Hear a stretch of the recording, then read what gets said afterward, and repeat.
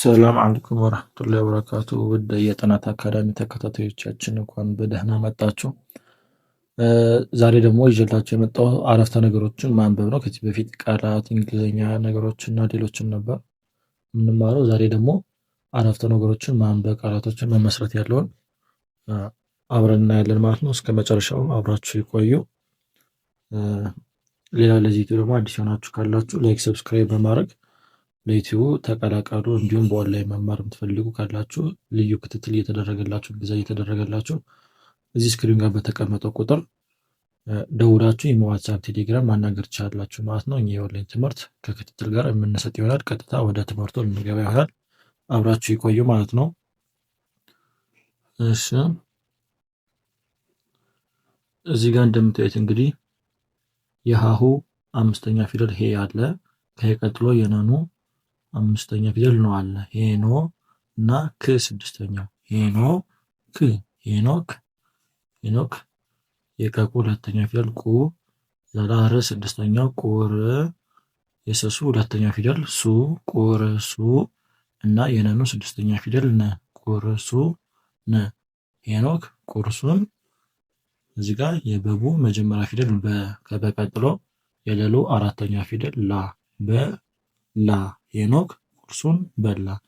ይህን ስናነበው ስለዚህ ሄኖክ ቁርሱን በላ ይሆናል ማለት ነው። አሁን ሄኖክ በሚለው ደግሞ ሌላ እንመሰረታለን። እዚህ ጋር ይኸው የተለመደው የአሁ መጨረሻ ፊደል አምስተኛ ፊደል ሄ ከሄ ቀጥሎ ኖ ከኖ ቀጥሎ ክ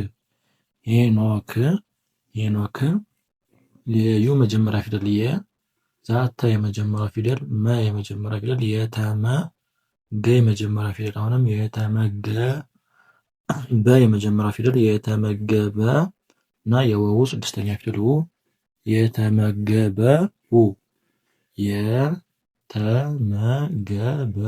የተመገበው ሄኖክ የተመገበው። እዚህ ጋር የመሙ ስድስተኛ ፊደል ም ግ ስድስተኛ ፊደል ብ ስድስተኛ ፊደል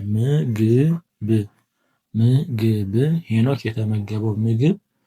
የአኡ መጀመሪያ ፊደል አ ከቀጥሎ የለሉ ስድስተኛ ፊደል ል አል የተቱ መጀመሪያ ፊደል ተ አልተ የሰሱ ስድስተኛ ፊደል ስ አድተ ስ ማ የሚለው ሁለት ፊደል አለ። ስለዚህ አልተ ስ ማማ የወው ስድስተኛ ፊደል ው አልተ ስ ማማው እና ም ስድስተኛው አልተ ስ ማማው ም አልተ ስ ማማው ም።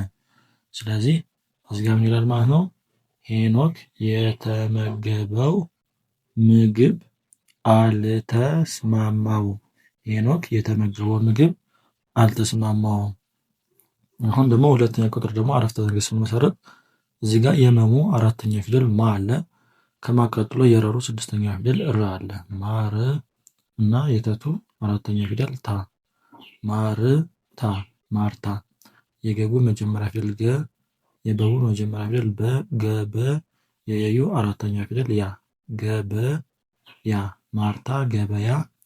የሀሁ አምስተኛ ፊደል ሄ ከቀጥሎ የደዱ መጀመሪያ ፊደል ደ ሄደ እና የቻቹ ስድስተኛ ፊደል ች ሄደች። ማርታ ገበያ ሄደች ማርታ ገበያ ሄደች። አሁን ደግሞ ማርታ በሚለው ሌላ አረፍተ ነገር እንመሰረታለን። እዚህ በተመሳሳይ የመሙ አራተኛው የረሩ ስድስተኛው ር ማር የተቱ አራተኛው ፊደል ታ ማርታ የበቡ ስድስተኛ ፊደል ብ የረሩ ስድስተኛ ፊደል ር ብር የተቱ ሁለተኛ ፊደል ቱ ብርቱ የከኩ አራተኛ ፊደል ካ ብሩቱ ካ የነኑ ስድስተኛ ፊደል ን ብርቱካን ብርቱካን የገቡ መጀመሪያ ፊደል ገ ቀጣይ ዛ አራተኛ ፊደል ገዛ እና የቸቹ ስድስተኛ ፊደል ች ገዛ ች። ማርታ ብርቱካን ገዛች ማርታ ብርቱካን ገዛች። እሺ ማርታ ገበያ ሄደች ብለናል። እዚህ ጋር ማርታ እዚህ ደግሞ ብርቱካን ገዛች ብለናል። ቀላል ነው። ቃላቶችን እንደዚህ በልሶ ስናየው ከባድ አድርገን እንስለዋለን እንጂ እያንዳንዷን ቃል እና እያንዳንዷን ፊደል ከቆጠራት ይመጣል ማለት ነው። እዚህ ጋር የየዩ መጀመሪያ ፊደል አለ። ከዛ የሀሁ ሶስተኛ ፊደል ሂ አለ። የሂ እና የሰሱ አራተኛ ፊደል ሳ የሂሳ እና ብ ስድስተኛው የሂሳ ብ የሂሳ የተቱ ስድስተኛው ት ከዛ ም ስድስተኛው ትም የሀሁ ስድስተኛው ፊደል ህ ትምህ እና የሩ ስድስተኛው ፊደል ር ትምህር እና የተቱ ስድስተኛው ፊደል ት ትምህርት የሂሳብ ትምህርት የየዩ ስድስተኛው ፊደል ይ የከኩ መጀመሪያ ፊደል ከ ይከ የበቡ ስድስተኛው ፊደል ብ ይከብ የደዱ መጀመሪያ ፊደል ደ ይከብደ እና ኛ አራተኛ ይከብደኛ ል ስንጨምርበት ይከብደኛ ል ይከብደኛል። የሂሳብ ትምህርት ይከብደኛል። የሂሳብ ትምህርት ይከብደኛል። በዛው የሂሳብ በሚለው ስንመሰረት ደግሞ የመጀመሪያው ሂስ ሁለተኛው ሳ አራተኛው ብ ስድስተኛው የሂሳብ ቀጣይም ትምህርት የሚለውን አይተነዋል።